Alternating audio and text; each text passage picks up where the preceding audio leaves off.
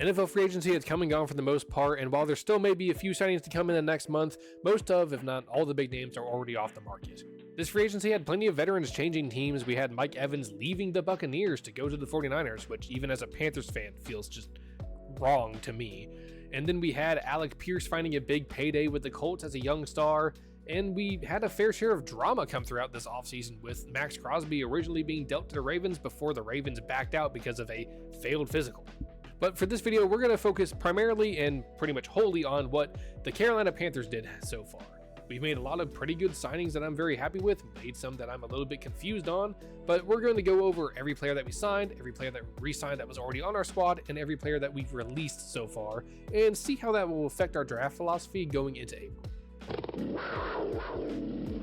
The Carolina Panthers were quick to make their big splash in free agency by signing Dolphins-Eagles edge Jaelan Phillips to a 4-year, $120 million contract. A lot of fans were a little bit iffy about how much money Carolina paid for the guy, and a lot of fans were actually trying to reference that to the money that we could have given Brian Burns a couple years back, but I find that logic is pretty flawed, because if you think about how the contracts have gone up and up and up throughout the years, the floor for a good quality edge is much higher than the floor was back when we were having that whole dispute with Brian Burns, and so you should be expected to have to fork over big money for a quality edge player like Jaelan. Other concerns fans had were the fact that he doesn't really have that big of sack numbers when it comes to actually putting the quarterback to the ground. He gets plenty of pressures, he gets plenty of quarterback hurries, but he doesn't often get all the way to the guy and bring him down.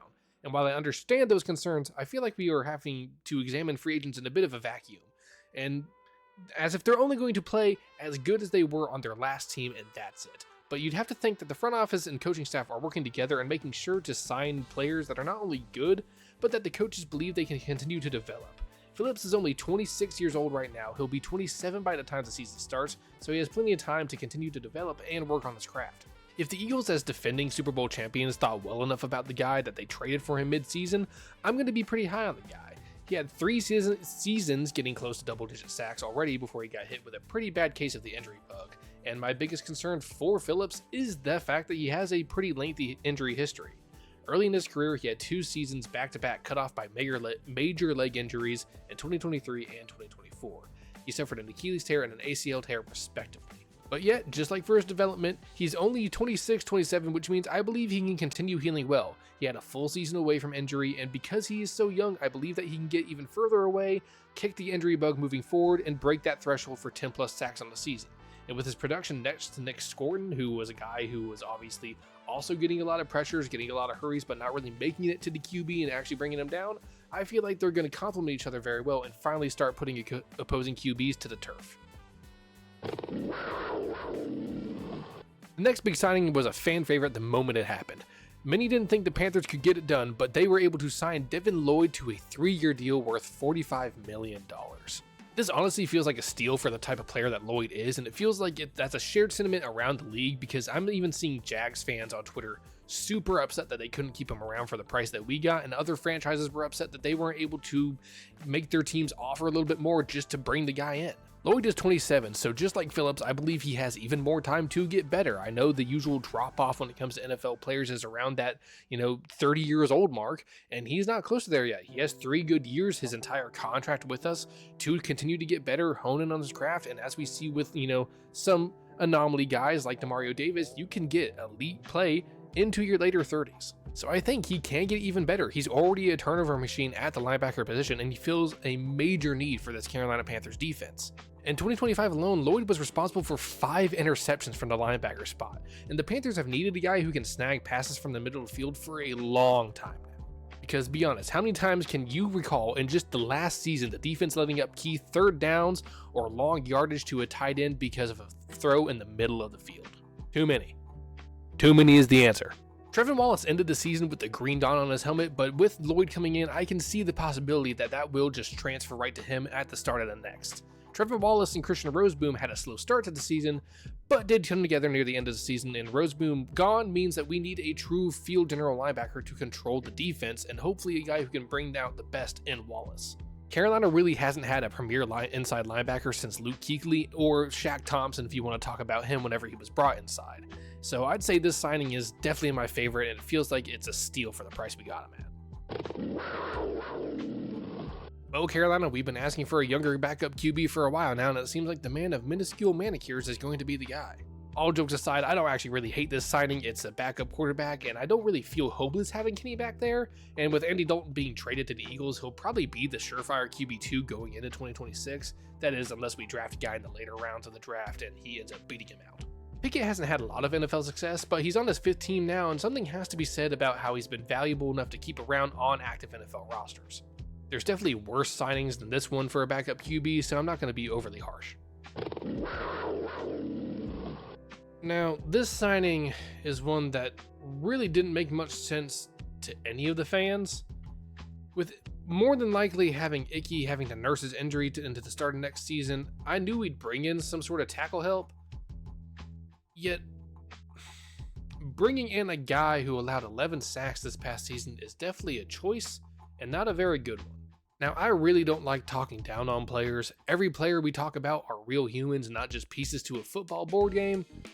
But even I struggle to see the upside of bringing in Forsyth, and especially if he's attempting to be a possible starter until Icky comes back. Warner was a mid-round pick for the Jaguars who played his latest season with the Saints, and he signed a deal with the Carolina Panthers that was a 1-year, under $5 million deal. This signing, to me at least, seems like a signing for a guy who's either going to be a bridge center or is going to be a depth piece, just in case the Panthers end up drafting interior O-line early in the draft this year. The reason I think that is because, unfortunately, we did lose Cade Mays to the Lions during this free agency period, and unless we end up bringing back a guy like Austin Corbett back in, or at least I expect Fortner to be our starter in week 1 if that isn't the case. Some people seem a little concerned about that, but looking at the stats, you can feel a little bit better. I'm not crazy about basing my opinions totally on just a PFF grade for a player, but he does have fantastic grades there, and I looked through a little bit of his film that I could find. I can definitely see that this signing could be really valuable for the Panthers, at least as that bridge guy, or maybe even going forward if he proves himself to be growing as a player. There's really only one reason fans are really into this signing: connections. Mechie was a favorite target for Young back when the two of them were playing for the Crimson Tide, and plenty were hoping that Carolina would trade for Mechie when he was still with the Texans when the show was all about Nico and Tank Dell over there. Now, Mechie is coming over from the Jets on a 1-year deal, and he's coming to Carolina more than likely to just be a depth piece for a rather unproven wide receiver room. Tedero McMillan was a great rookie stud last year, and Jalen Coker, who is back on the tender, seems to be poised for a breakout, but with XL coming up short of expectations and the remaining depth consisting of Bryce Tremaine and David Moore, I wouldn't be surprised if the coaching staff tries to see if that college connection Mechie and Young can do anything to add a spark to the passing game. Another signing that could prove to be a little bit more viable in the future is the fact that we brought in Rasheed Walker in on a 1-year deal, and he is much more of a quality starter to have in the meantime until Icky gets back with injury. Because it's only a 1-year deal, I still wouldn't rule out the Panthers taking a tackle on day 1 or 2 of the draft to develop in case we either don't bring back Icky or if Moton retires.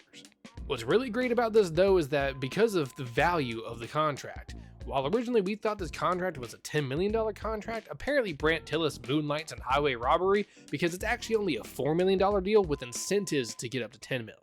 But overall, I love the quality of the contract. I love the player that we brought in. I think he's going to do great as a piece that's either a rotational tackle or someone who maybe develops into the guy that we just put over on the right side once Moton retires, and it'll be an Icky and Walker show.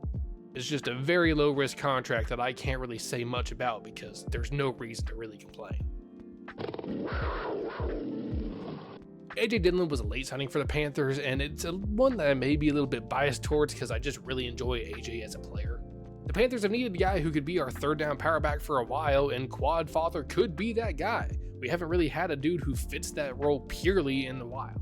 With Hubbard and Brooks, it's not like he's going to be here to get that many carries, but I think he's definitely useful for a dude who could be in a rotation, or whenever maybe Hubbard and Brooks or even A-Chain need a break and when you just need to smash the line with power. It just happens to be another one of those free agent signings where you really don't have to think too much about it.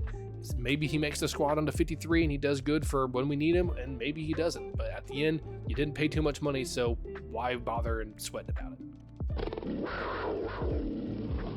Now we're going to round out this video with a little bit of talking about who Dan Morgan and company brought back to the squad who are already here this past season. First of all, we're going to talk about the signing that happened before the tampering period even began, and that is, of course, the 1-year deal that went to our 40-year-old long snapper, J.J. Jansen.